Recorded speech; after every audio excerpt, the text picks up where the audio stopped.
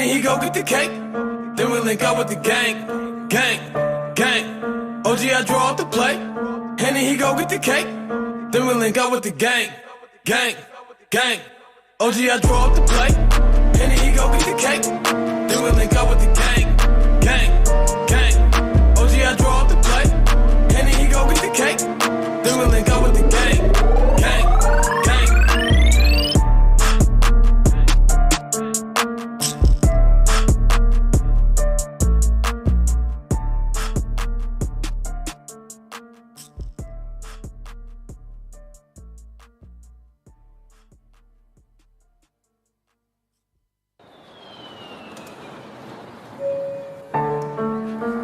Attention, please.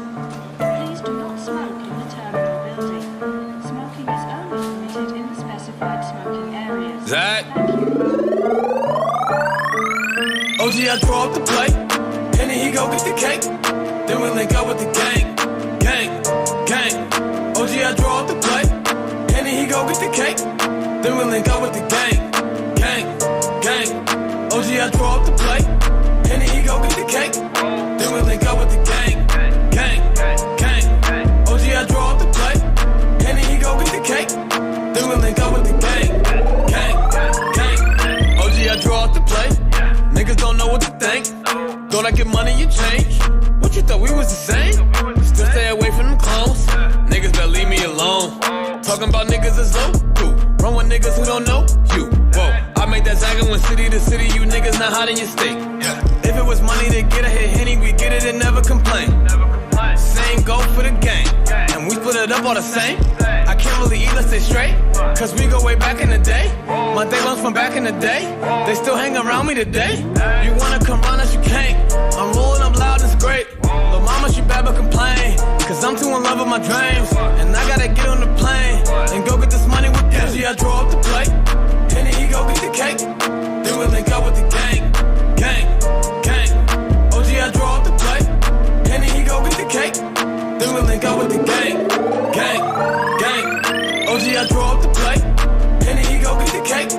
Then we link up with the gang. Gang. OG, I draw up the plate. Henny, he go get the cake. Then we link up with the gang. Gang. All right, gang. Hopefully you all can hear me. I don't know. All right, there we go.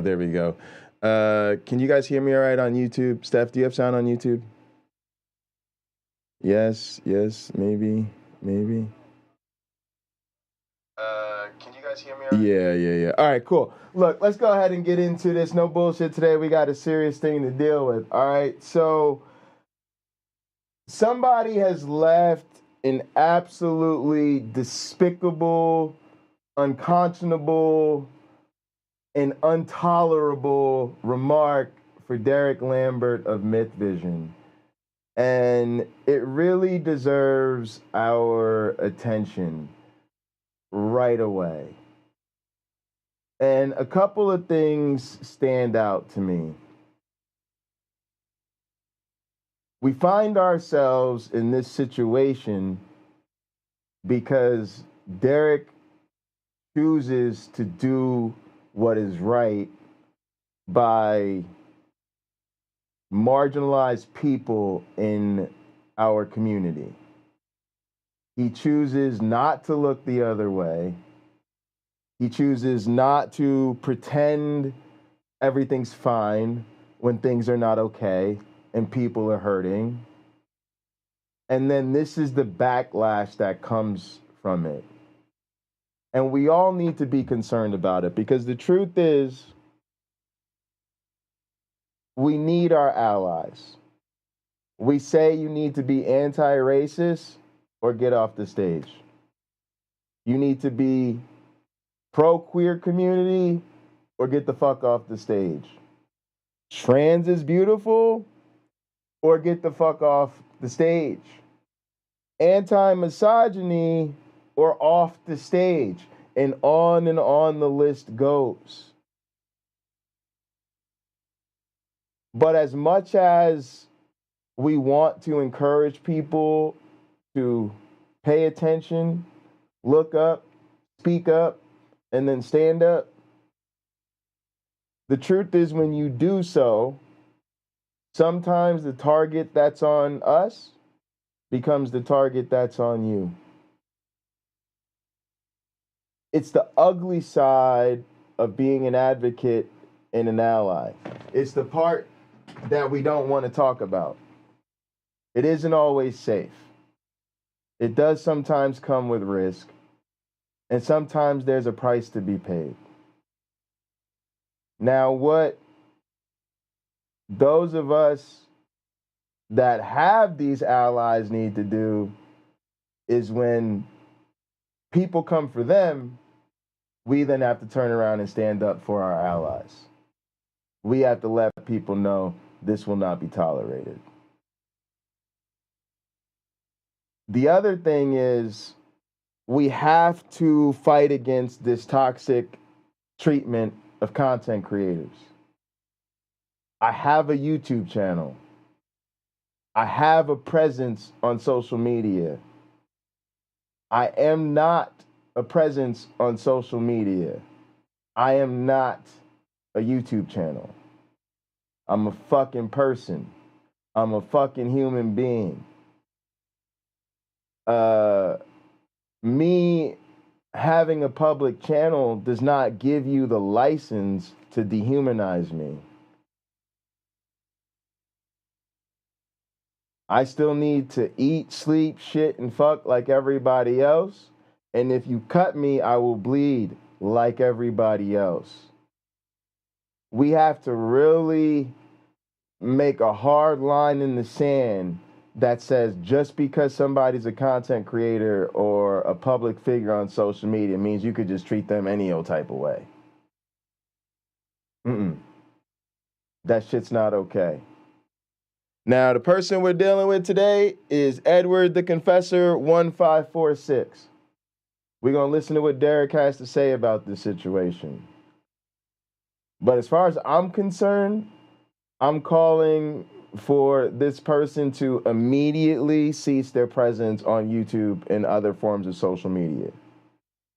When your rhetoric gets to this point, when your language becomes this problematic, this hateful, this weaponized, this violent, you need to immediately stop engaging for the foreseeable future. If you see this man on a channel, I would block him. If you have the opportunity to engage with them in another space, you let them know that what they said to Derek Lambert is completely unacceptable. You let the mods know, look, I know we can't control what a person does, but people like this need to stop engaging.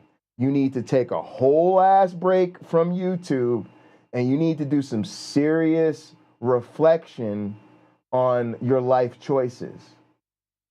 As far as I'm concerned, this type of behavior is pretty much criminal. But more importantly than whether or not it's illegal, is it should be wholly unacceptable. There should be social consequences for behaving this way. So I would ask that this person voluntarily take a step back and get some fucking help. But in the meantime, they're very unwelcome in these parts of town. Now let's go ahead and jump into this. Before we do, Derek, we love you. We stand with you and all of our allies. You have our unconditional love and support. Derek is a friend. He's an ally. He's an advocate. He looks out for us. You know, he shares his love and passion for this community with his family. Derek does this for a living. For a living. It's like I tell people, man, I don't do evolution for fun. I don't do for shits and giggles. I don't do it because it's a passion of mine. I do it for a living. And it's the only thing that I do. It is not only my primary, not only my predominant, it is my only source of income. Derek's primary and only source of income is his motherfucking YouTube channel and his motherfucking community that he builds around content creator. But when the rubber meets the road, the man puts what is right before what is popular. What needs to be done before what will benefit his bottom line and his personal growth. That is what we ask of people. Do what is right, and if there's financial and popularity consequences, then so be it. But when they do that, and these motherfuckers come after them, oh no, we're gonna speak up on that. Here's to Derek. Cheers. Let's go and go ahead and get into this. Before we do, I want to thank everybody that's joined me and Gather. We had our first weekly meeting today. We do that at 9 p.m. Eastern on Sunday. As you can see, we're all gathered around the table where we just had our discussion and played a little code names and had a great time. But I want to thank Pragmatic Crystal, Crypto, Joel, Lena, Look at the Trees, Maya Atkinson, Nitty, Stephanie Helms, UC Love, and Carrie Ann for joining me here and Gather. Now, let's go ahead and get into this. This is Edward the Confessor, 1546, who left a comment saying, I've been watching your channel for a few months. Until yesterday, I was totally unaware of what you did regarding Dr. Price, yet you still have his videos up. I just want to let you know I'm absolutely sickened to the very, I think we established he means pit. You think, Stephanie? Yeah, it's not out of my stomach. It's out of my stomach, okay. Sickened to the very pit of my stomach. You are not a poor black child, and you never were. And I'm the same age as you, so I'm not some boomer reciting drivel. It's a shame you didn't OD years ago. To say this to somebody's husband, somebody's father, the leader of a community, another human being in any way, shape, or form is completely despicable and shows complete disregard for the tragedy and pain that so many families have to deal with as a result of this issue. Derek is a fucking survivor of, that real shit, y'all. And to put it in straight ass biblical terms, he is bigger, better, stronger than ever before. That man is literally, straight out your fucking Bible, Christians, more than a conqueror. And this is how they treat this man. Now look, chat, the question of the day is very simple. Has Derek Lambert's content made a difference in your life? So I know we had a little bit of a technical issue before, but let's go ahead and put this love and support for Derek in the chat. Absolutely. Here we go.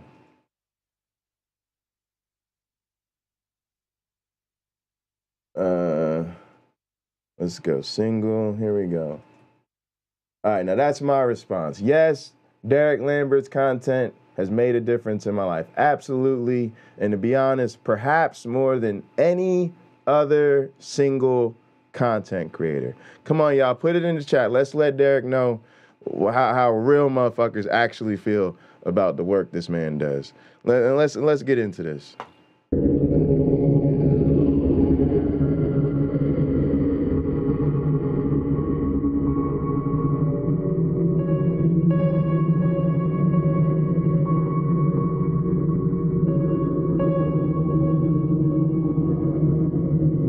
Ladies and gentlemen, my name is Derek. I'm the host of Mythvision podcast. I let Dr. Robert M. Price go about 9 months ago, maybe up to a year ago. And I want to tell you a little bit about what happened to me during that time. A lot of the fans that I had who supported me, who were supportive of what Mythvision does to educate the world, when I decided that ethically speaking, and for my own conscious sake, that I couldn't have him on the platform anymore, you really saw some serious colors come out of people that I thought were really good friends. I had death threats, I had hate mail, and all the above. And when I made this decision, I took a huge loss. Not only supportive on Patreon, but there were a lot of people who supported what I did with my work that stopped doing so. However, I had people who loved me, who appreciated the stance that I had to take, that having a spine to take a stand against what I thought was wrong. And I was torn in half because I had such a close connection to Dr. Robert M. Price. And for the sake of my family, for the sake of my children, for the sake of what I do, when I begged Dr. Price to apologize publicly for the things he said, and he told me, hell no, I will never bend the knee to these woke mob, and the list went on, I knew at that point that there was no compromising on his part, and that I needed to take Let's a go, stand. gang. Appreciate it. I had such affection, and my friendship with him was so close that I was torn on not wanting to do run that. and shoot. Because when you care about someone who you equate with almost family, you don't want to do that. And the hardest thing to do is to do the very thing you don't want to do. But it didn't seem very hard for him to take the position that he took. Woo! He did have concern, as he voiced it to me, about how this might impact Mythvision, and Mythvision is being successful more than it ever has been. So thankfully, that impact was not so bad that we collapsed, right? But at the end of the day, I want to shine a light on something else, not on Dr. Robert M. Price and his views, which everybody on the internet, practically on YouTube, knows. I mean, thinking that the votes were stolen, and January 6th was some type of conspiracy or something, out there. When I saw the footage and I saw these Christian rebel flags, Christian nationalist types out there try to take back their country they think was stolen, it seemed like radical right-wingers that were doing this. And so anyway, jumping to the point, the audience, the fans who supported Bob and me, because I had constantly gotten people saying, this is Price vision. No, this isn't. Me and Bob had disagreed on various things. By the time that all took place, I was already thinking there was probably a Jesus. I have no way of knowing exact details about him. Other than he was a Jewish guy who was crucified, probably for causing some disturbance, and Rome said, enough. And I ended up seeing audience members, fans that I thought were friends, come out in support of Bob to the point of bashing, smashing, and derogatory things towards me. I had a lot of hate. Hang on a sec. I want to get here. Terry Ann can't get on her mic, but I wanted to read her comments here. Derek is an honorable man. He's honest. Whew, this is tough for me, y'all. Owns up to his mistakes. He strives to learn all he can and use it to make fair choices in life. He is accepting and accommodating. He shares his wisdom from experience and has learned scholarship for all to benefit from it. Derek is someone who you should wonder why you fall opposite him, not how could he be so wrong. Absolutely. There are certain people who, when you find yourself championing what they're saying, when you find yourself using their talking points, you need to look yourself in the mirror and ask some very deep questions. Derek, to Carrie Ann's point, is the inverse of that. If you are out of line with what Derek's saying, if Derek Lambert feels the need to call you to the floor and call you to task, you've got some serious soul searching to do. And just really appreciate that, Carrie Ann. Thank you so much. Pragmatic Crystal said, shows you who people really are. Crypto said, looking at our culture from a scholarly point of view and putting a light on that which is keeping us in darkness. Absolutely. I mean, unbelievable. You're talking about lives changed. Lives changed. And Derek, don't let the haters get to you, man. Because you know what these comments reveal to you? again, maybe y'all see my upbringing now, because when shit really gets good to me, the Christianese comes out. Derek is more than a conqueror, but I got some more Christianese for you. The reason they're so mad at this man is because he is winning hearts and minds. What? Yes. With his character, he gets the hearts. With the scholarship, he gets the minds. And he's bringing you the absolute best of both that you can find on the internet, and they can't take it. They can't take it. Woo! Can't take this man. This man is on fire. I had people death threat me that had done videos that were sending them to me on Twitter.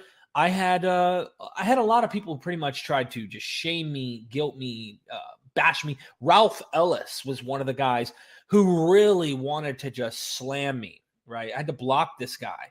I used to do videos with Ralph back in the day.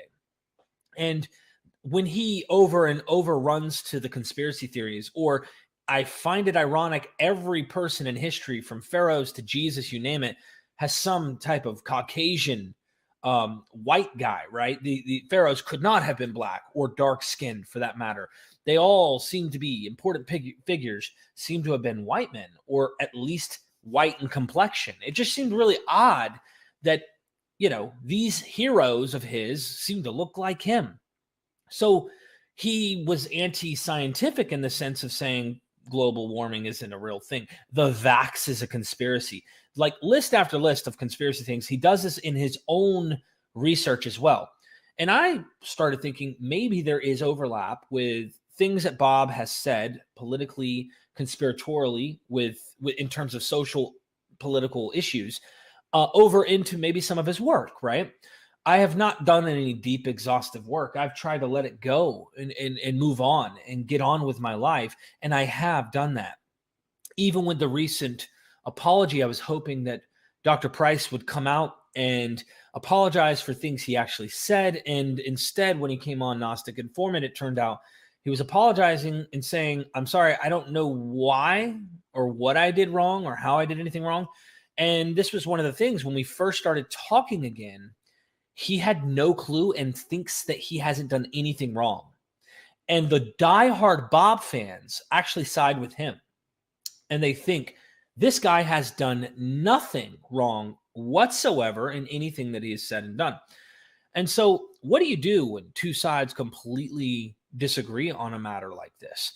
Well, I have a platform and I'm all about freedom of speech. But it has its limits on what I'm going to allow and what I'm willing to permit and how I want to educate the world, how I'm thinking not only biblically and within the scope of criticizing Christianity, but socially, where I want to see this stuff go. Because the more I've studied and learned over time, the more I recognize this patriarchal system, that men have been ruling the world. And women have been subjugated at every turn, right? This is just one example of male-female issues throughout history. There's so many. And I'm recognizing it, and I'm not brushing it under the rug. I see it. I'm not trying to judge the ancients, but I'm saying we do need to try something different. We need to do better because we can. Anywho, what sparked me to even want to make this video was that I got a comment today. And the comment... All right.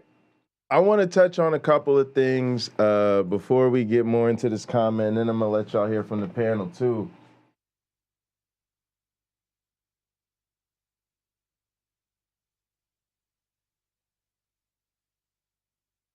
There's certain ways you could tell that certain people are cut from a different cloth, and it's because we make no exceptions. So many times where the allyship in this community fails is we fail to call people out for their bigotry. We fail to call people out for exactly what's wrong and exactly what they're doing. And Derek touched on the January 6th thing. I know he's also got problems with Bob's stances towards the queer community, trans community in particular, his use of the word thug, and his denigration of the Black Lives Matter movement. The list could go on and on. But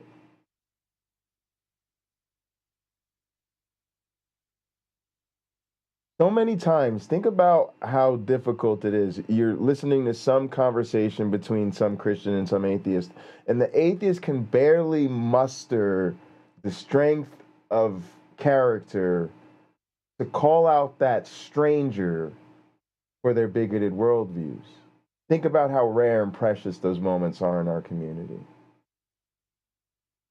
Now think about how difficult that is when you're sitting across from a friend or a family member. Some of you guys know that's where I'm at in my life, where I'm struggling even with my own family, even with my own mother, to really take a stand and say, I can't just sit by and watch my family participate in this problematic culture, in this problematic identity, in this problematic group. I can't look the other way because you gave birth to me.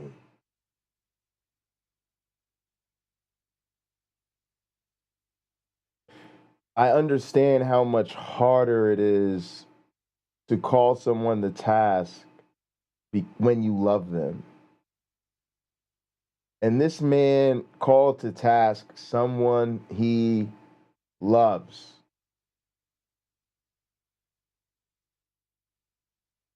And he did it knowing it could come with a great cost to him.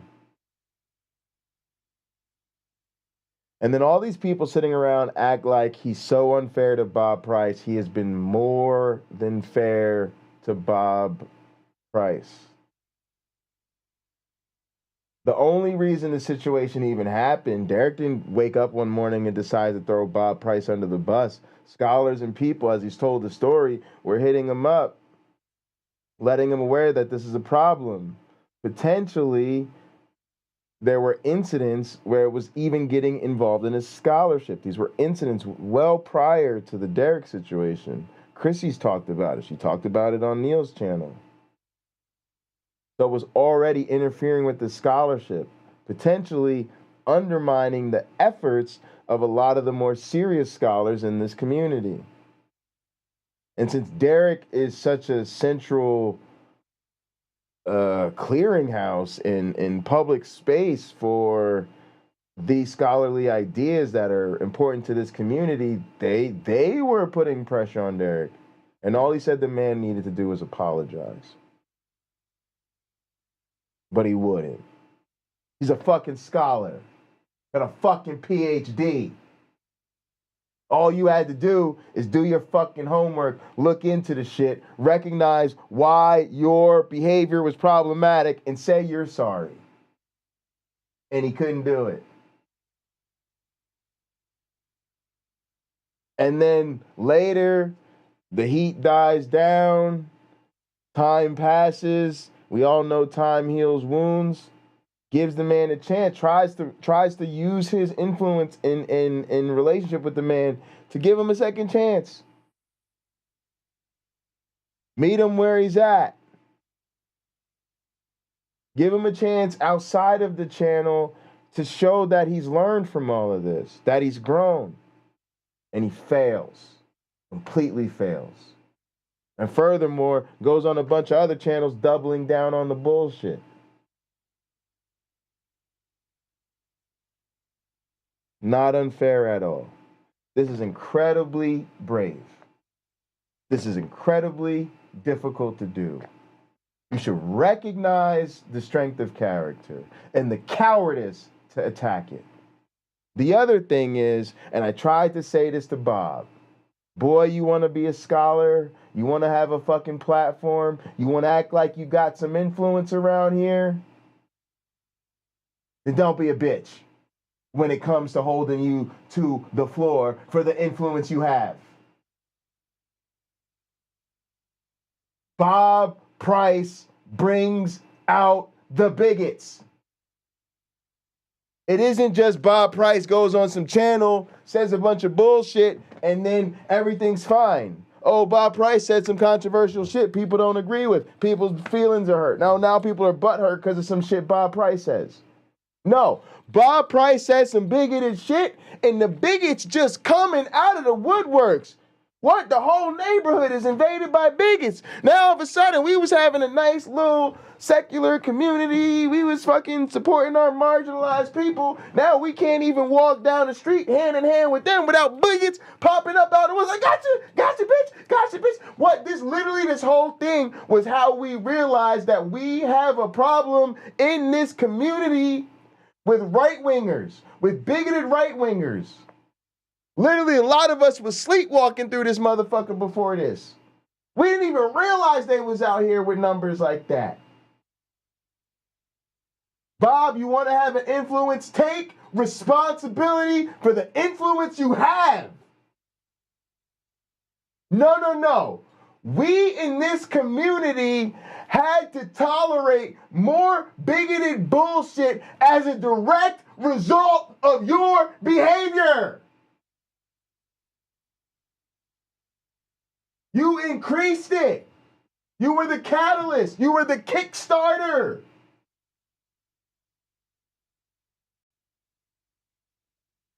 Unbelievable. Made it so much worse.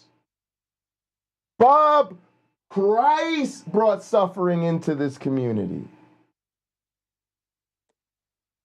There were absolutely consequences. And these cowards, they come out the woodworks. And what are they defending? Are they sticking up for the marginalized people?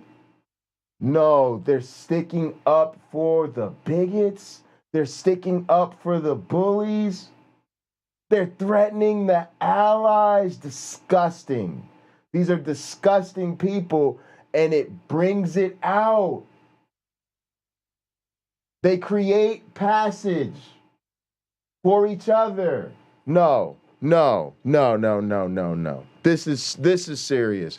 Now we're gonna let Derek get in here and deal with the comment. But does anybody else on the panel want to say anything before we go ahead and do that? Go ahead, Steph, please. Yeah, I'd like to say that I agree with everything you said, and I think that the blind spot that folks like Bob have is the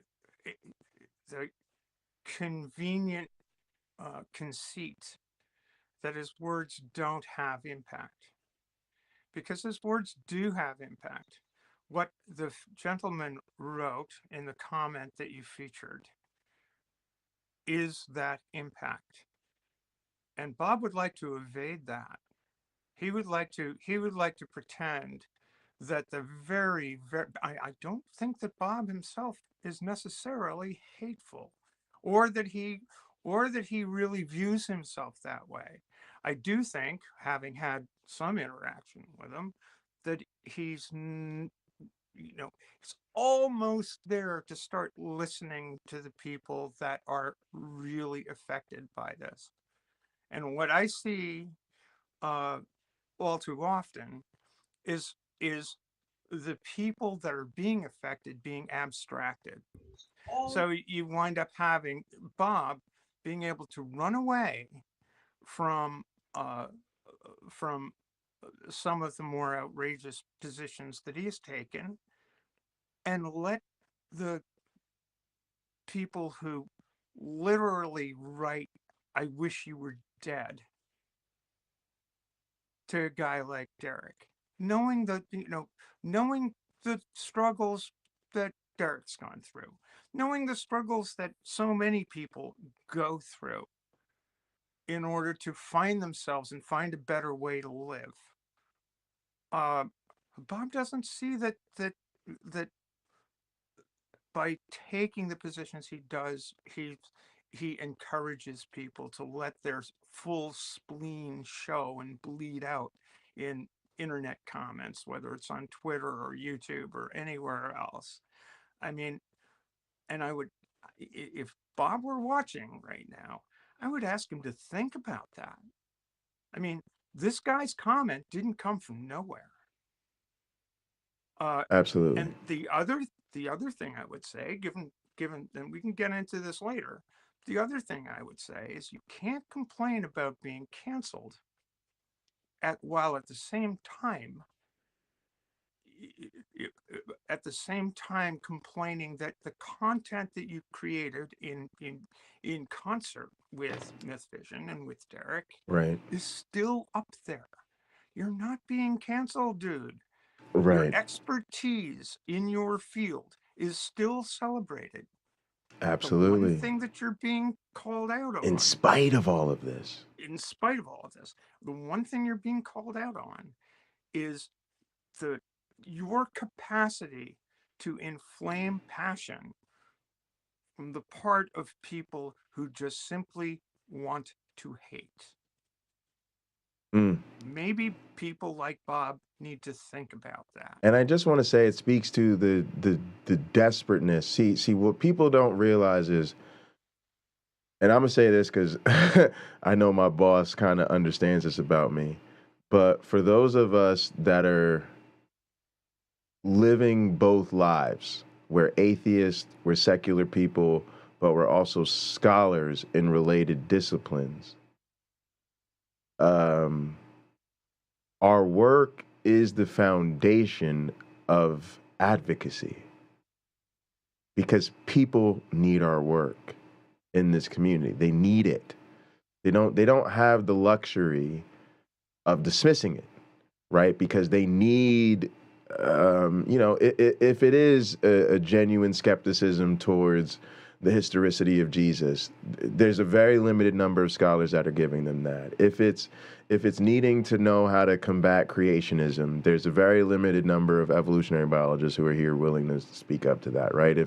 So when they have the scholars in our community, to be honest with you guys, I don't think we deserve that, right? Because in most areas of life, if you're an engineer and you have incredibly problematic social views or social presence, you just get fired, and people are not going to sit around and say, but let's remember he did build this really great bridge, and he could do math, and his math was never wrong, and his buildings are strong. Like we don't do this. Like when people get when their problematic influence sort of overshadows their work, people stop celebrating their work.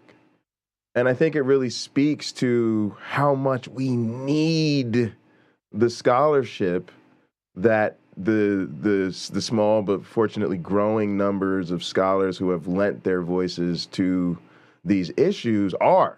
That we actually have to say, in spite of all that, we are going to, keep your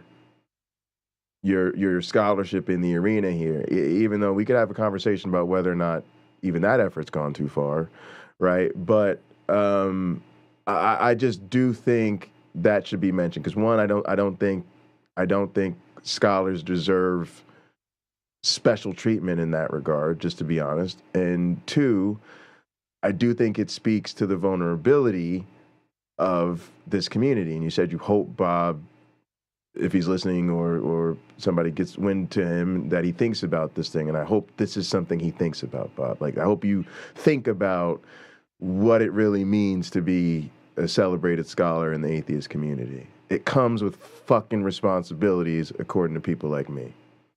I'm not sure that there's any virtue in being blissfully unaware of the consequences of your words.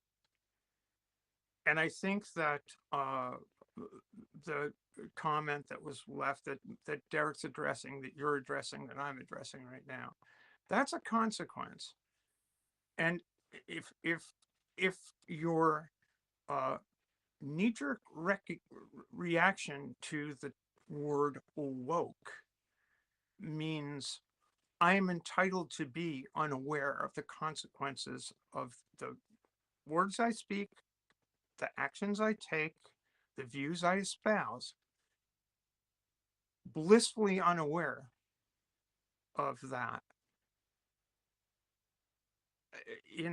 I don't think you're doing yourself any favors anywhere.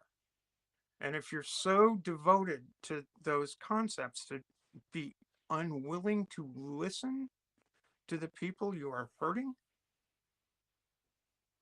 then if the prominence in your field can only take you so far. And, this is why I think that Derek took the decision that he did. Now, did he deplatform Bob in his scholarly work? The answer is no.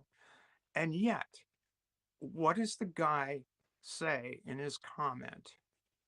That it's outrageous that Bob's scholarly work is still presented on Derek's Right. They just there's no winning. There's no way for him to win. Having it both ways isn't not a viable option. Has Derek ever discounted Bob's scholarship? No, not in any real sense. Right. They might have disagreements. Other scholars have disagreements with Bob's positions in the realm of New Testament scholarship and biblical scholarship, but that's the academic sphere. The problem is that, some people would argue that that you should not commingle one aspect of the scholarly stuff and the political stuff and the whatever Stephanie, stuff. I think if we're honest about it, the truth is Derek's a pretty committed Jesus agnostic leaning historicist. Bob Price is primarily known as a mythicist scholar. Right. Bob Price is probably disproportionately has more content on Mythvision than any other scholar that Derek isn't on board with their calling card. Anyway, maybe we're getting way too mad. I just think these things need to be, we're having a conversation. These things need to be brought out. Another thing we talk about offline, and you've really helped us with this, is the connection between the conservative ideology that is at the heart of all of this and its loyalty to the fundamentalist religious movement. And so again, Bob Price is sitting here as though when that side gets their way, like they're going to get behind him and celebrate his atheist scholarship the way this community has. Boy, you better figure out where your bread is buttered. Yeah, anyway, I think, I'd love to. I haven't seen the rest of Derek's commentary here. Yeah, sure. Yeah. It's probably worth going through that. Absolutely. I just wanted to kind of get those things out of before he goes. And absolutely. Yeah. And by the way, Derek, thank you so much for being here. Yeah, appreciate you being here. We love you. We love you. We appreciate what you do. I mean, this to me, as a person at the tip of the spear, I really fucking appreciate voices like yours having the willingness and the integrity to speak up for us, because our voices are routinely silenced and routinely discounted. And in times like these, it is. I'm profoundly grateful to people who are willing to step up and do the right thing. Really. Yeah. Also, before I forget, Derek, I just want to say, I hope you take care of yourself. This is too far. You've been attacked. And I know you got attacked for just taking a stand and trying to do the right thing, and I appreciate your allyship. But today, this is about you, right? There comes a time where I say, oh, you saw bad things happening to Black people and queer people, and you took a stand, and yes, you need to be here to support us and our trauma, and this isn't about you, the ally. But today, this is about you, the ally. You were attacked, and you were attacked in your place of business. And you were attacked in a way deliberately to undermine your ability to make a living and your ability to stand up and do what you feel is right. So it's And okay folks, to feel hurt. let me just say that Yeah, go this ahead. is what ally shape looks like. This is speaking with us, not for us. Mm-hmm. This is speaking from the heart. This is speaking from a point of understanding, not for us, but with us. And it really matters. Really matters. Yeah. So Derek, I mean this. I hope you take care of yourself, and I hope you realize you've been attacked. It's okay to be hurt. It's okay to be angry. It's okay to want love and support. It's okay to maybe even seek out professional support for whatever you feel as a result of what you're experiencing as a result of this. Because I just want it to be real to you. I want you to understand that this is real. You got to deal with this. And this is part of your recovery, right? There's always going to be people, because you're so brave to be vulnerable. There are always going to be people that use that against you, and so I just want to make sure you, do what you need to do, because we love you and we really do, want you to take care of yourself in all of this, man. It's okay to fucking hurt for what people do wrong to you. Absolutely. Reads as such. And thank you so much, Stephanie. Edward the Confessor, 1546. I've been watching your channel for a few months. Until yesterday, I was totally unaware of what you did regarding Dr. Price. Okay, maybe he's just saying you had to drop the guy, and we get it. Yet you still have his videos up. So I've decided in my mind on my channel that I was going to leave up anything before I drop Dr. Price for two reasons. Number one, this is before all of this happened, right? I might eventually take them down. But right now I decided I wasn't going to do that for historical purposes. People can go and actually learn something. At the end of the day, though, I also do have a family. So unless you're someone who doesn't have empathy, and unless you're someone who doesn't have a family, you're not a husband, you're not a father, and you're not here trying to help take care and provide for your family, I decided I wasn't going to remove them because there may have been value in the algorithm that helps support the channel. Now, a lot of the people who are anti what I did will look at that and go, he made your channel. He did this. It's all him. Look, I work hard. I've traveled endlessly to Dr. Bob's house to do recordings, and I am thankful for the work that I have done with Dr. Price, and it has helped me to some extent.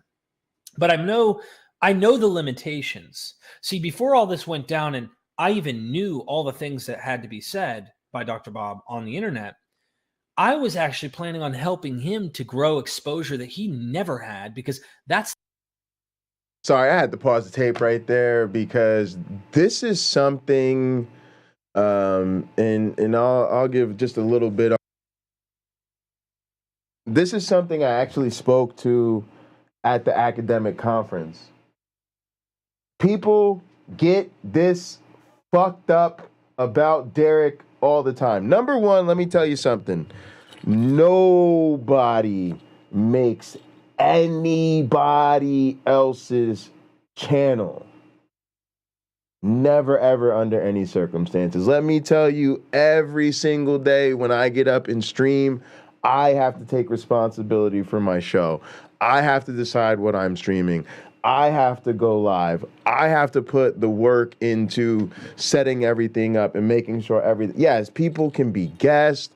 People can lend their voice. They can lend their talents. They can make my content go, woo, next level shit. But nobody makes somebody else's channel. Get that shit out your head. Get it out of your head. I'm telling you right now, I could have LeBron James on this channel tomorrow. Donald Trump the day after that. Like, what? Miley Cyrus the day after that. Would it matter? Would I automatically have a gazillion viewers and subscribers? No. Because I'd have to promote their stuff. I'd have to work with them to get them to promote it. We'd have to do something to actually leverage their appearance into growth. It would take work. It's not magic. So don't get that shit twisted. Nobody makes another person's channel. But beyond that,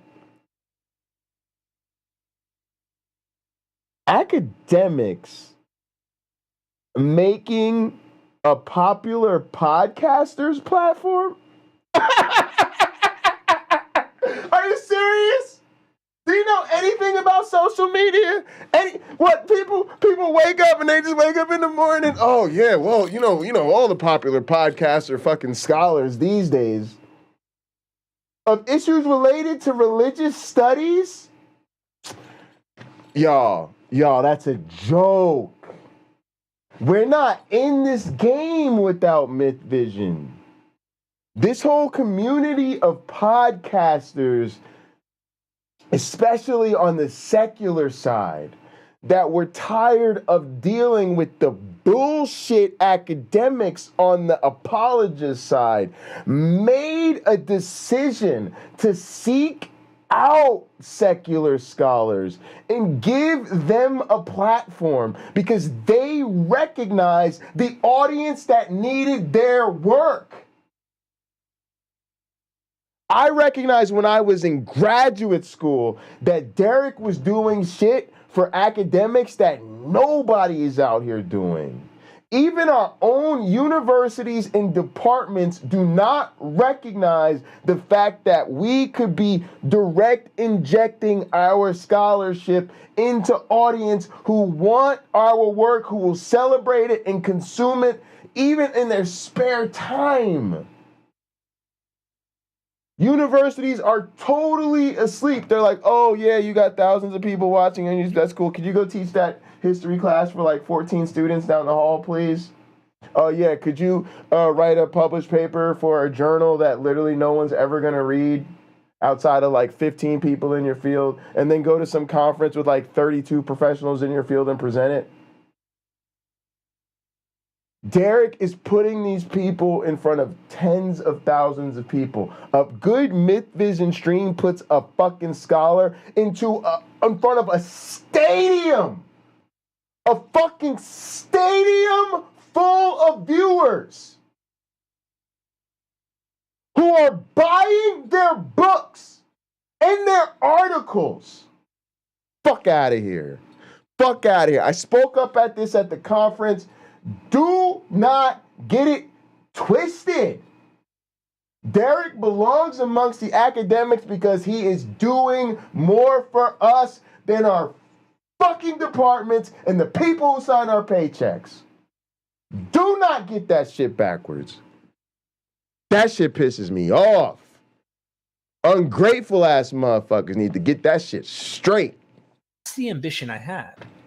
See, his wife was planning on growing his own website. In fact, I had a course we had edited and it was ready to launch. An 8-lecture Exactly, course Joel. against Exactly. resurrection apologetics. But I never launched it. Never made it public. There's a lot of money I could have made in terms of sales for this course. Never chose to do it. Now, this comment continues, and here's what it says. I just want to let you know I'm absolutely sickened to the very out of my stomach. I'm just reading verbatim what they said. You are not a poor black child, and you never were. Never said I was. But it says something about this commenter that because I'm not a poor black child, that I can't empathize with people who aren't my complexion. Also, the other tone here is that suffering belongs to black people, right? Like, oh, Derek, you having hard times in your life would really be something for us to relate to if you were fucking black, because everybody knows black people are expected to have a rough time. But since you're not black, like, like, really? Like, just because black people you just expect our shit to be all types of fucked up. Man, crazy talk. See, where I was from in North Carolina, racism to this day is a real thing. The company I once worked for, HBC, is a construction company. And trust me, I was out there with all the redneck boys and I was treated as other often. So I know exactly what goes on inside of the groups within North Carolina. And I know how my own family's history has played with this as well. So I had to recognize, like, no. If this continues, we're never going to move forward. So you never were black child, is what they said. And I am the same age as you, so I'm not some boomer reciting drivel. They say, it's a shame you didn't overdose years ago. This person is like really wishing I was dead, wishing I had died. I'm highlighting this comment because I want to point out something. This is the kind of comment that I have received tons of times when I drop Dr. Price from the channel. Woo, that's crazy. That's crazy. I had to pause this for 1 sec just because, I want to have a little fun with this one. Let's just all take a good moment. Oh, go ahead, Steph. Go ahead, Steph. Go ahead. I just want to say, as an ancient boomer, it's like, before you get off, you little pipsqueak. I just thought that was exactly. that was a piece of the puzzle that I had to throw the dig in. It's like, what are you talking about? I'm not just some easily discounted boomer. You know what I'm talking about with the ageism? Just this man has all the bigotries just rolled into a comment. Just the burrito. Get your own fucking wherever you're. I'm sorry. I'll stop now. I'm just sitting here taking me a nice hip, a rip and a sip, as my man look at the trees would say. Let me grab my whiskey here. Cheers. You know what I'm. Get off my fucking lawn. You know what I'm cheersing to, y'all? Derek fucking Lambert. Like I tell you my own story, man. I ain't gonna tell you the whole story because that'll make me too emotional about making this shit. But I was really a Derek fan, man. Derek's content, like so many of y'all, changed my life. And I literally fantasized about, getting to know Derek because I just thought he was such a cool dude. But also, I really did feel like there was a place for evolutionary biology in this community. And I wanted to kind of fill that void a little bit, maybe. And then also I was so serious about community building, and I felt like that was kind of missing. And of course, just a little bit more diversity among scholars. Derek's always trying to celebrate that. And the first couple times I remember on his panel, like, he was just so kind to me. I don't remember the first time I was on. This was weird. I called in for something, or maybe I just left some super chats or something. But first couple interactions were awesome. And then I remember I was on there randomly when I first graduated, and he had Kip Davis and Josh Bowen on there, and they like congratulated me and everything. Derek didn't know me from Adam, but man, that shit was like huge to me because I was really isolated during COVID, and I didn't even walk in my graduation due to COVID. And I really felt like finding this YouTube community, making friends, starting an atheist bar hop, that really was the community that like sustained me because I worked from home, isolated due to COVID. I kind of even lost touch with the very limited scholarship community I had, just being on campus as infrequently as I was. And so that little bit of acknowledgement from like those other secular scholars, that 2 minutes of Derek's time or whatever, but that genuine congratulations from some heroes of mine, oh man, it was huge. It was huge. It was huge. And since then, Derek really impresses upon me, like, Jay, you don't even realize how much of a difference evolution makes, how much we really need to jump into this, how much this really it does transform people's worldview. Like, he pushes us, like, he pushes the scholars, like, y'all lose sight of how important your work really is. But Derek's a friend, and I don't want to say too much because, like most of the friendships I make out here, I like to keep most of it offline. But me and Derek are friends. We talk on the phone, we speak to each other. He cares about me, and I care about him, and he cares about this community, and it's a very real part of his life. So I really appreciate that, man. So look, we stunting on him. We won this one. Derek's here. He's here. He survived. So you lost. It didn't happen. What are you talking about? Derek strong like that. What's wrong with these fools? Not only is Derek not dead, Derek bigger, stronger, faster, doing better than ever. See, hate don't win in the end because y'all on the wrong side of history.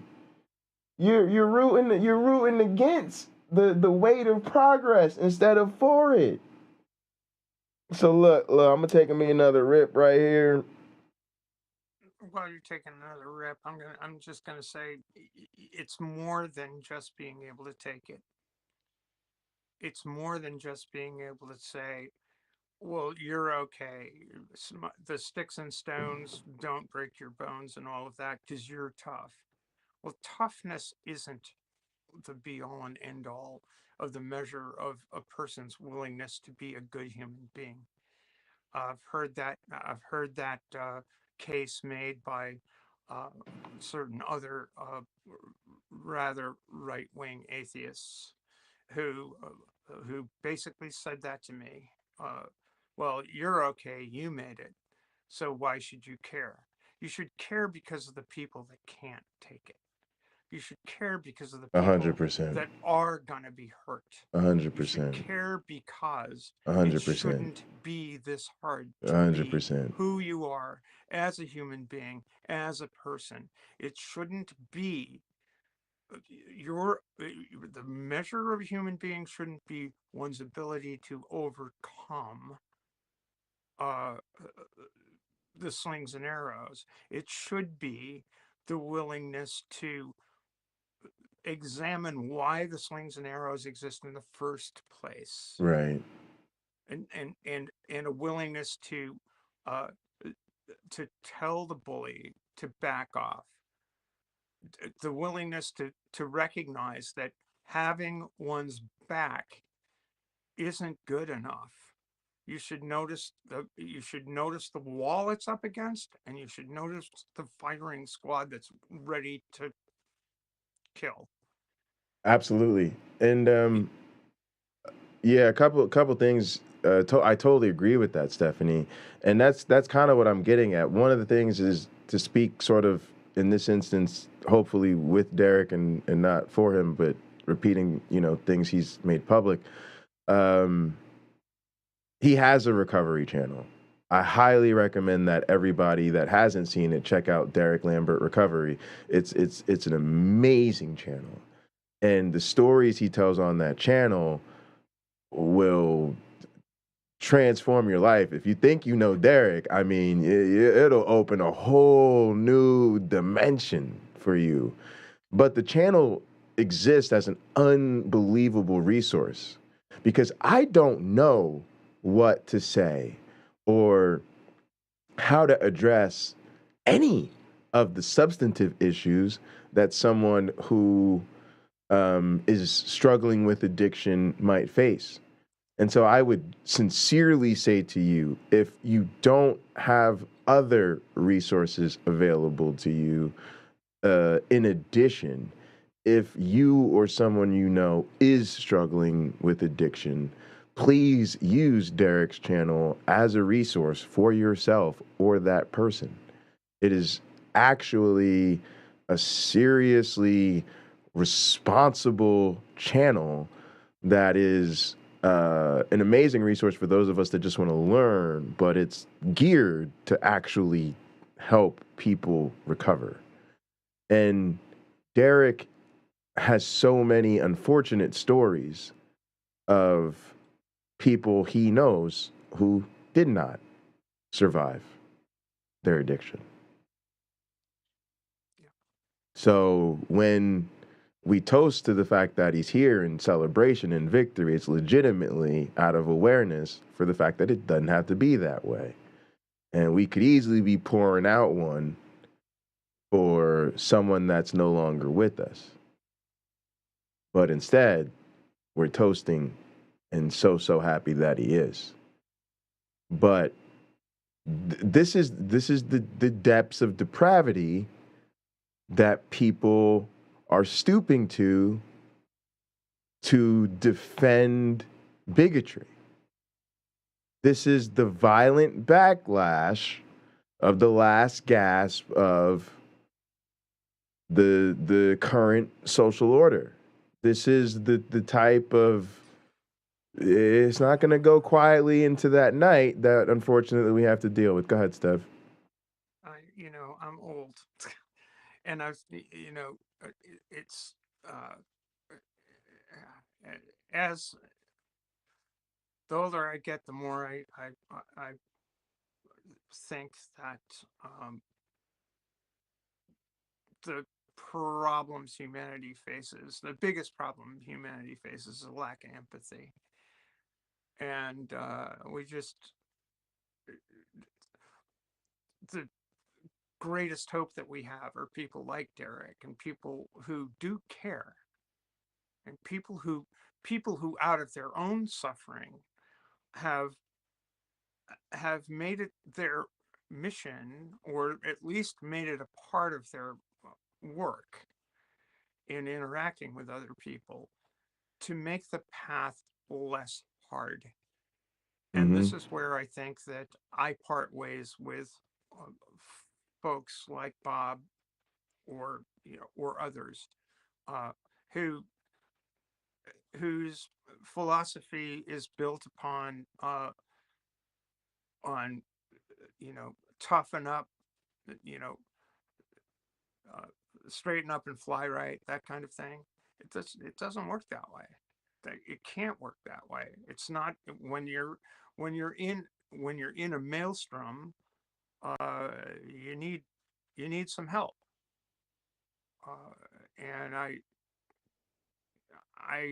I'm at a loss to understand how basically saying, nice maelstrom you got there, I wish you the best in getting out of it, makes any sense at all. I mean, I don't know as it works in a world of 8 billion people. Well, so you get tougher, so you get to be the baddest ass on the planet. But somebody's losing in that game, and it's a zero-sum game. I win, you lose. You win, I lose. And it's kind of a shitty philosophy for 8 billion people on a small planet. Right. Absolutely. I appreciate that.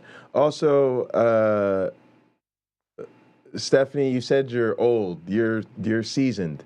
I cannot tell you how many times we've talked about something, mostly offline, where we've talked about something we've read a little bit about or seen movies about, but you've lived through.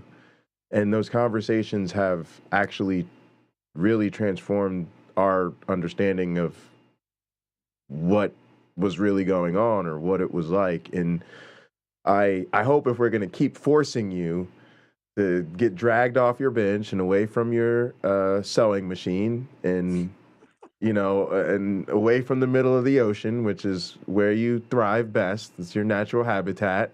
Yes. I hope it's not just to remind us of how important our trans voices are, but I really do think we need to be speaking up against ageism in this community just as much, because it does bother me, and I see it as a form of bigotry that's intolerable, and it's betraying the experience of the members of our population who are some of our greatest resources because they've gone before us. Well, I'm just a sailmaker and a sailor and an old kid. I haven't forgotten stuff, and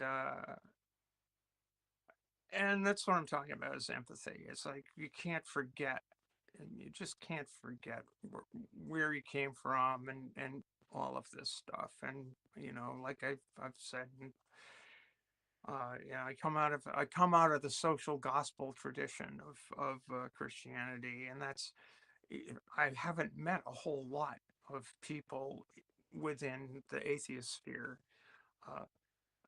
that have, and I think I think it's a perspective that a lot of people lose, or could lose. Before I jump back to Derek, I want to touch Anyway, on one of these things that you've talked about because I think it's really relevant here. I sense I'm of two minds.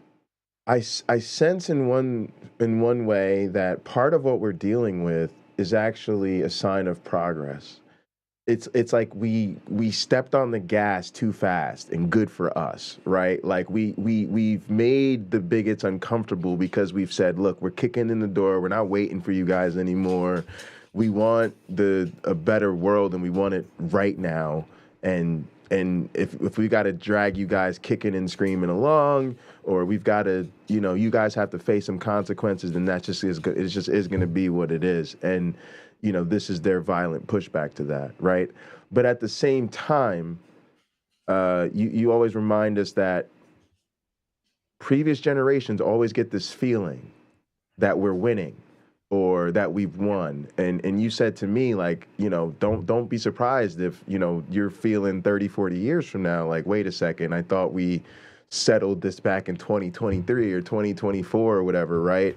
And I think all of us need to think about that. Like what like let's reflect on that, right? Because what do we really want to happen 40 years from now? Do we really 40 years from now want to still be having these same talks?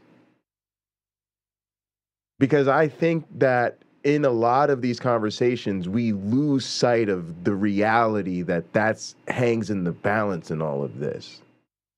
So I don't know if you want to say more about that, but. well, yeah, I do, but I have to. My little tablet's betraying me at the Oh, moment. is it? We can hear you all right if. I'm just reminded of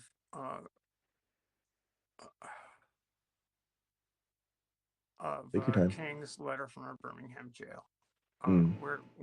I'm going to try to paraphrase that, where people of goodwill but limited. This is a paraphrase. Sure, People sure. of goodwill but limited understanding are far more difficult to understand than people of flat out ill will. Right, it's like the lukewarm understanding is It's better just than the not you. outright If rejection. Yeah. it was like, oh well, we appreciate your passion. We appreciate we appreciate your desire for justice, but just wait a few years. It's just and it's always that. There's when you speak from the point of view of limited understanding, when you speak from the point of view of, well, we have your better interests at heart, but you're moving too fast, and that speaking to your point, oh well, you've moved too fast, uh, and it's your fault. I mean, you see this, like Jonathan Chait in the New York Times, and in the New York Magazine, is a perfect example of this. Well, these people wouldn't be having these problems if they hadn't been so outspoken. If you look at the history of particularly the whole anti-trans thing at the moment, is is like, it's not us. We've been around, you know, we've been around for decades, centuries even. And all of a sudden, you all are pushing this stuff to the point of literally trying to take away the rights and privileges we already have. You're Right. pushing this stuff into a realm where you're threatening our existence Taking for us no reason backwards. other than, I don't know why. I honestly, I'm at a loss. I don't understand Mm. why, um, in this moment, um, these things become an issue, and that somehow or another, my people are a talisman of wokeness, when all I want to do is wake up tomorrow and live my life. Right. So I don't get that. And I think it's safe to say all the allies want is for the issue to go away. It could go away, but it obviously ain't gonna. Right. Absolutely. Fantastic insight, Stephanie. Thank you so much. And let's go ahead and listen to Derek. His audience, oftentimes, not all, but oftentimes, this is the kind of people that follow him and listen to his words, probably support him on Patreon. These are the types of people who financially back Dr. Price, who financially or support Ralph Ellis types. And I'll go so far, Adam Green, right? He can't even be on YouTube, and he's on Odyssey. And if you go and look at some of the comment section of his comments, you have like straight up Nazi white supremacists who hate Jews, people who hate Jews that back and support this guy.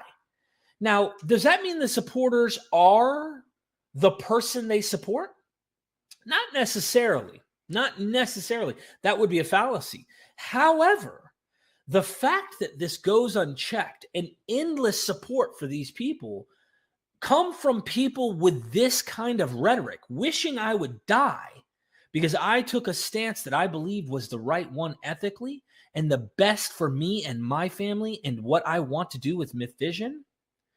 This goes to show you, these are the kind of people that support them. And it does make you at least have to ask, are there things that these people say that match their social, ethical, political views?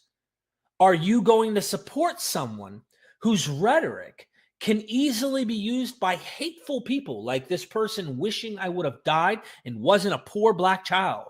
And I imagine this is because I stood up for those who are of color, black people, when what happened with Dr. Price.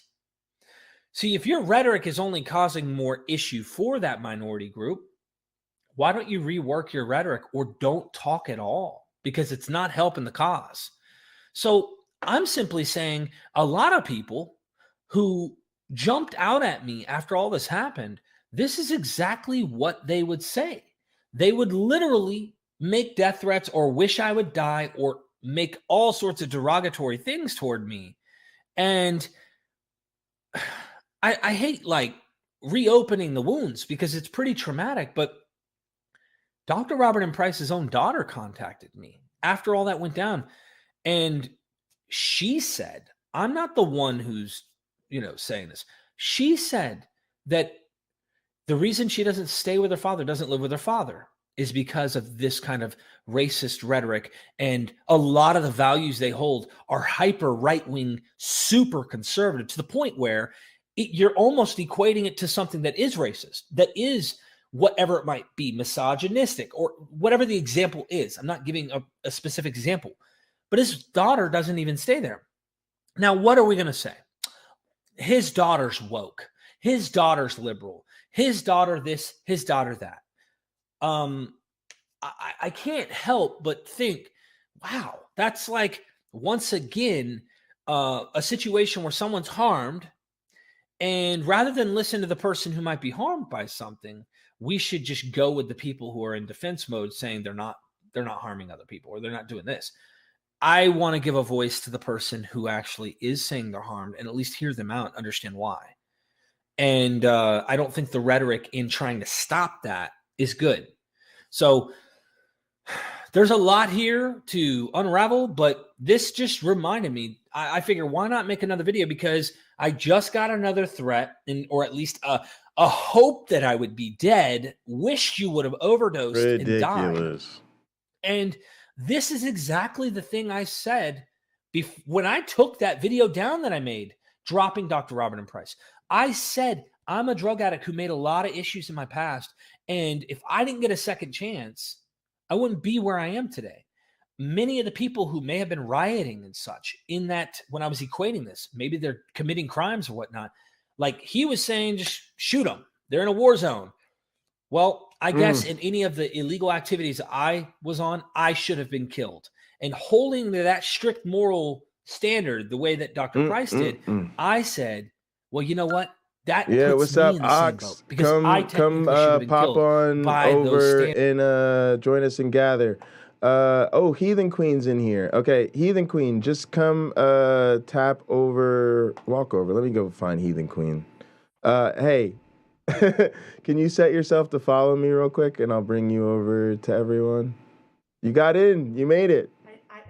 It was a mistake. How do I do this? How do I follow you? All right. So, do you see a list of? Do you see me over to the right-hand side of the screen? Yeah, I see JFM. Yeah. Right-click on it, and then one of the options should say follow. Follow. Boom. God damn. I am so fucking illiterate when it comes to. All right, hang on. Where is there space for us? Holy crap! The whole gang's here. All right. Beautiful. She made it. Good God. You know what I mean? Golly, Miss Molly. Golly, Miss Molly. How you doing? God, I am an idiot when it comes to. You're not. You made it. You've just been drinking. You've been in here a bunch of times. No. I have never ever. Blame it on the alcohol. No. I've never ever made it here without somebody just like dragging me in, and that has nothing to do with alcohol. But that's actually that's how it's supposed to work, though. See, so you did your part. That's great. That's what we're supposed to do. Never found my way here independently. So it's proximity based. So like you're supposed to go like meet people and greet them and be like, oh hey, come hang out with us and walk over, follow me. That's what you did. Yeah. You did it perfect. You're wonderful. That's great. Beautiful. 10 out of 10. Amazing. Amazing. All right. But what do you think of this fuckface talking shit about Derek? Just go ahead. Oh, I'm sorry. Which one? Because like I will defend Derek with my life. Do you not know? All right. So you don't know what happened. All right. So, all right. 1531. We got to go back to 1531. You can give me the cliff notes. I am gonna give you the cliff notes. I have a feeling. All you have to say is like they thought Derek should. The cliff notes is they said Edward the Confessor said, I've been watching your channel for a few months. Until yesterday I was totally unaware of what you did regarding Dr. Price. ...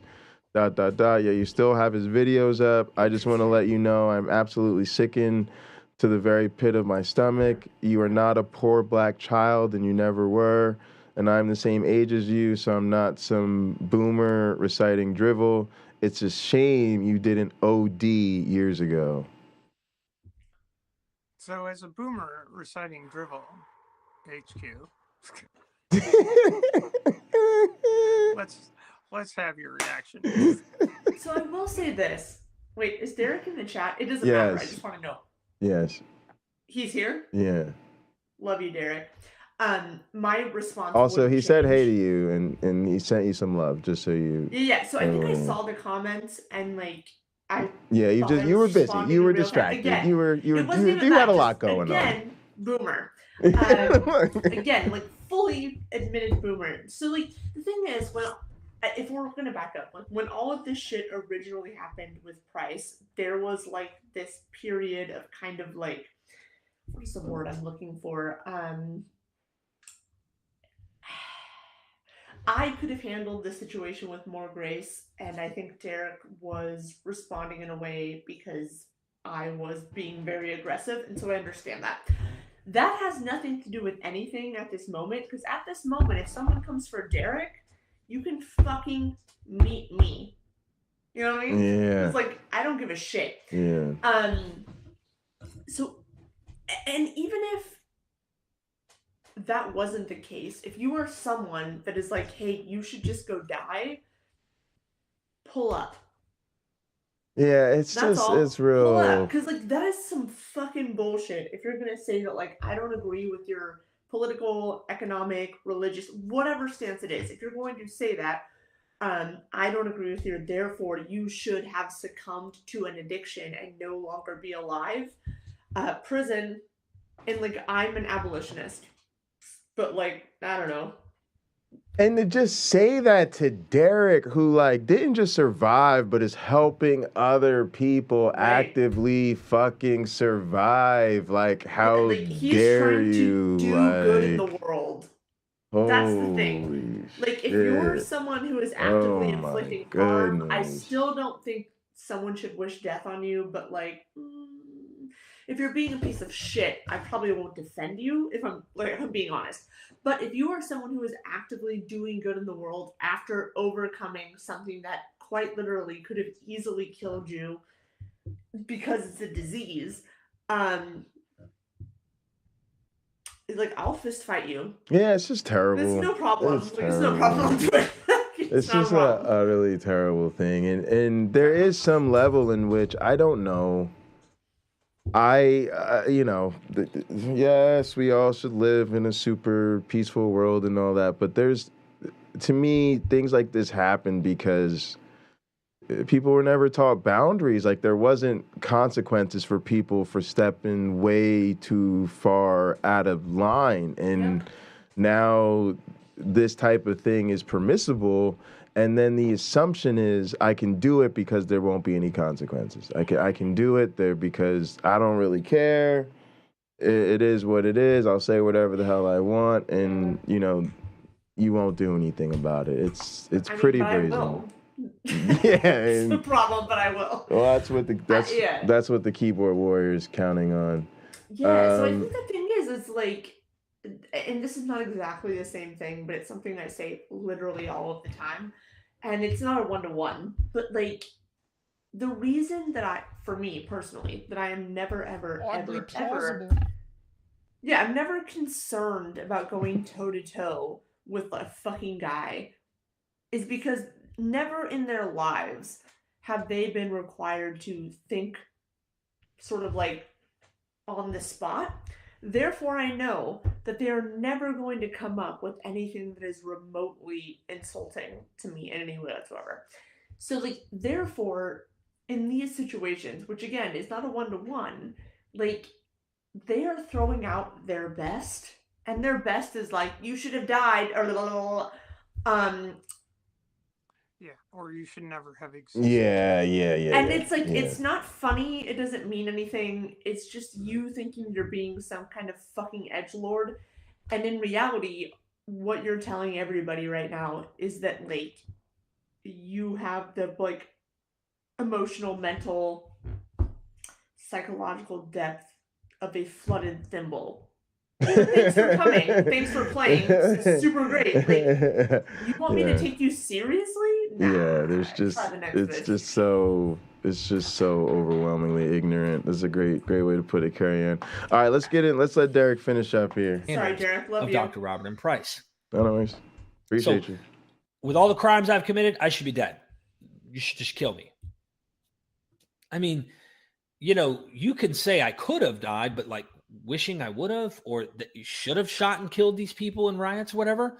Like, I don't necessarily think that would be a wise move. I imagine the only time I could see that making sense is if someone's actually in the act of killing someone and you shot them, or they should have been shot to save that other person, whatever it might be. I mean, but even then you start getting down into the nitty-gritty of these moral issues. So I'm here to make this quick video to say, if your audience is reflecting these kind of things and they go unchecked, if anything, they get encouraged, and they are out there as kind of a vocal voice on behalf of you. They become your apologist. This to is do why dirty I'm so work loud. on your name. Then I honestly think that should be checked by the person who is saying that. Instead, we don't see that. Bingo. Which makes me wonder if in some of these cases, they're actually getting this because they support and agree with Dr. Robert and Price, or whoever the person might be, Ralph Ellis, who knows? Maybe the person who's speaking, their rhetoric and what they're saying is in agreement and alignment with their audience. That's it. Yep. And audience capture. That right there is, where I started off tonight. It's like, Dr. Price needs to, it doesn't need necessarily to account for his shitty views, but he does need to account for the fact that people are willing to put into writing that individual human beings deserve death because they oppose the shitty views.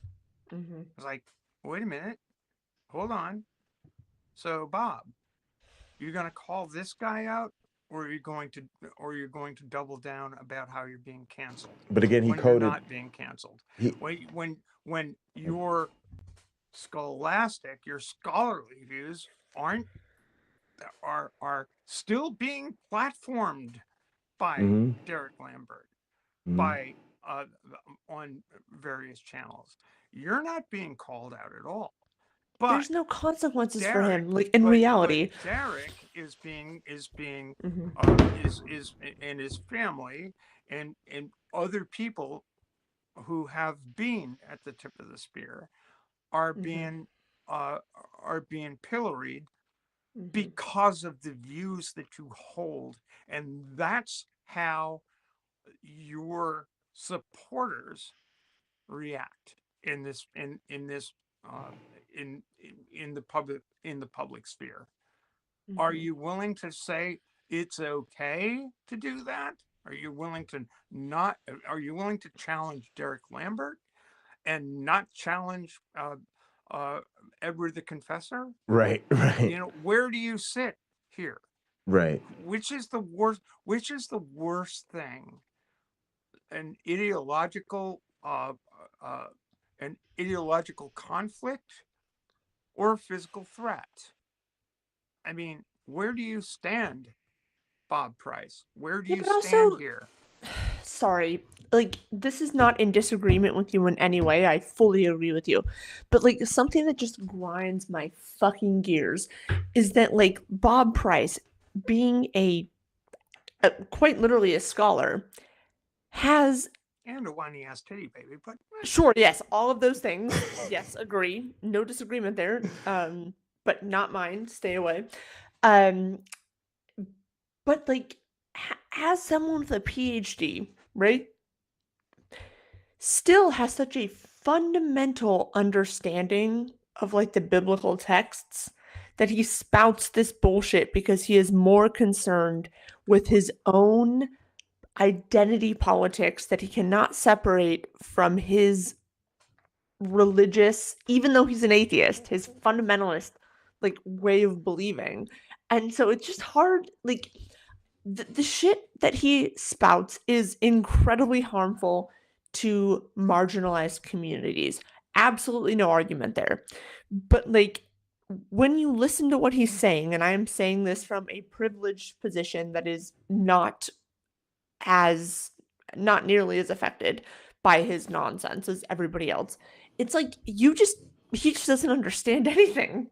Like, yeah, I mean, yeah. He doesn't understand anything. That's an important point. It's truly unimpressive. This isn't hard. I say this. It's the same thing we deal with apologists. Like, it's the issue is what they're arguing for. Their incompetent reasoning. It's not like there's this substance and weightiness and, oh my God, we're really gonna have to figure out how to deal with this. I mean, we're really just... I'm gonna be up all night thinking about this. No. Yes, we're dealing with... It's been done like 25,000 times. Bare hatred with only the thinnest of veils. Only the thinnest of veils. What's weird is that he can call out the bullshit of the Bible, but he can't see the bullshit in Fox News.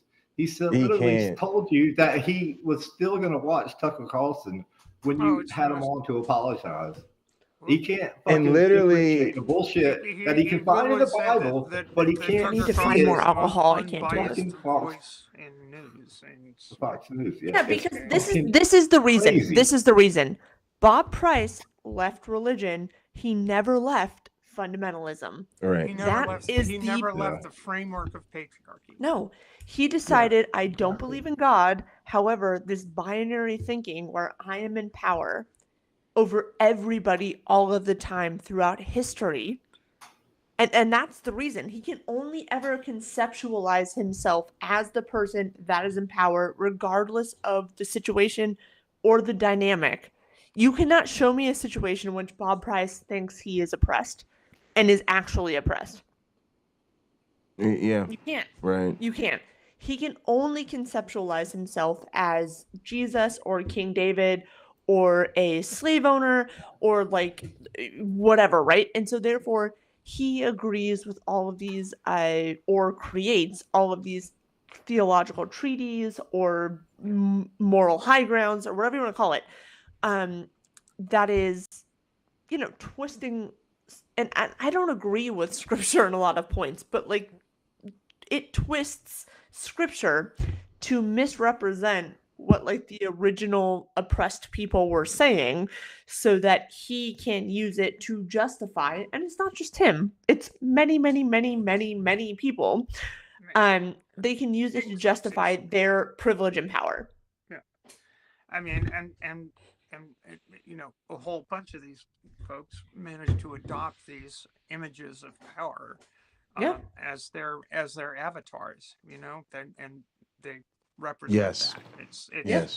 It's silly, it's almost laughable, but it's a fact. And with Price, it's almost like the Superman, right? Yeah, unfortunately, we just we're living in times where we're not over it, and it's, I guess that means we're woke. We're woke. I guess that means that, again, as I said before, if your unwillingness to be aware of the positive hurt that you do with your words is that important to you, then you're literally walking around with your eyes closed and your fingers in your ears, and being proud of it. And that to me is really grim. It really grim. I think that's such a great way to put it. I also just want to acknowledge quickly that I think Derek just spoke out super boldly, not just about what he experienced, this threat, but the entire Bob Price situation altogether. And also, even Bob's recent sort of reputation rehabilitation tour. I think Derek, was really accurate in the way he spoke about that. Wayne, were you trying to get in here?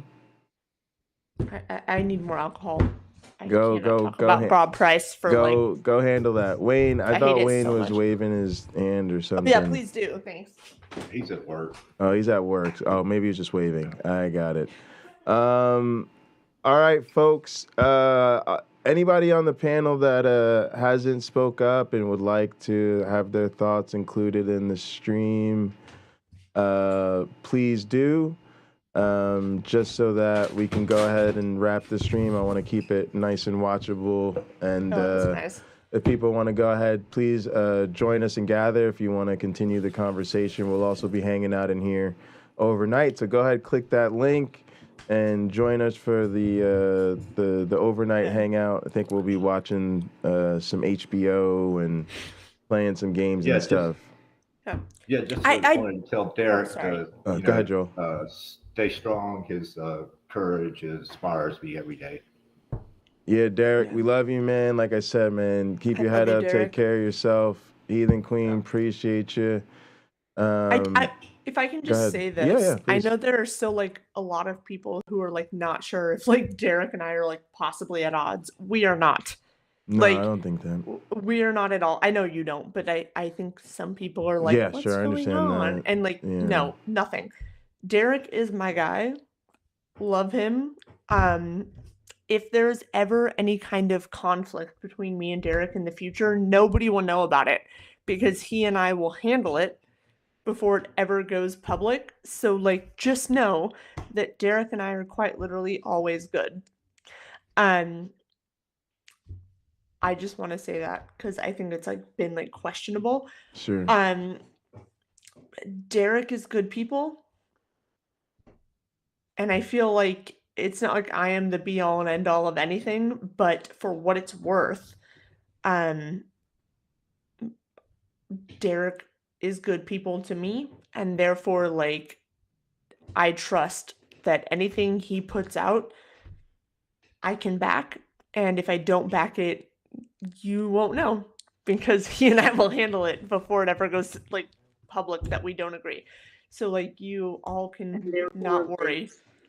I trust that anything. Oh, that was Chris. I was like, where's that coming from? I was like, that's me again. I don't love that. No, it's Crystal's. I think Crystal joined us. Crystal, did you want to say something, or were you just? I think maybe they were just joining in. No, I'm good. Okay, we appreciate you. Thanks so much for joining us. I don't remember myself. Maya, did you want to say anything? I don't know if Maya's near her mic. Maybe not. Lena, UC Love, we did hear from Carrie Ann in the chat. I just want to make sure everybody's got a moment. It's no big deal if not. People may be away from their keyboards at the moment. All right, cool. All right, gang, you know, that's going to do it for us. I really thought this was important, and I hope people check this out. If you'd like to join us and continue the conversation, the link is pinned in the chat. It's also in the description. Come join us and gather at the Bundy Ranch. Derek, man, we love you. Take care of yourself, man. This is holy, acceptable, unacceptable. And yeah, man, just keep on keeping on. And if there's anything I can do, yeah, let us know. Just let me know. Let us know. Also, we appreciate you standing at the tip of the spear when people are attacked. And like I said to people, this is the dark side of allyship. We want everybody to speak up, but yeah, sometimes the target that's on us gets put on you. And yeah. Thank you so much, Derek, for all that you do. Cheers, gang. We'll see you next time. In the name of the Darwin, the Dawkins, and the Christopher Hitchens, science bless you all. Poof!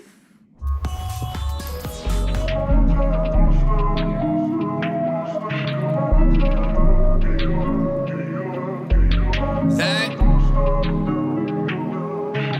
Why she wanna leave me alone? Saying all I do is wrong. No rights, only been left turns. Playing that she gotta let it burn. Saying that the hell's not a home. Sunshine cause you heard it all before. Sometimes she don't wanna be alone. Most times she don't want me gone. She don't know I try my all.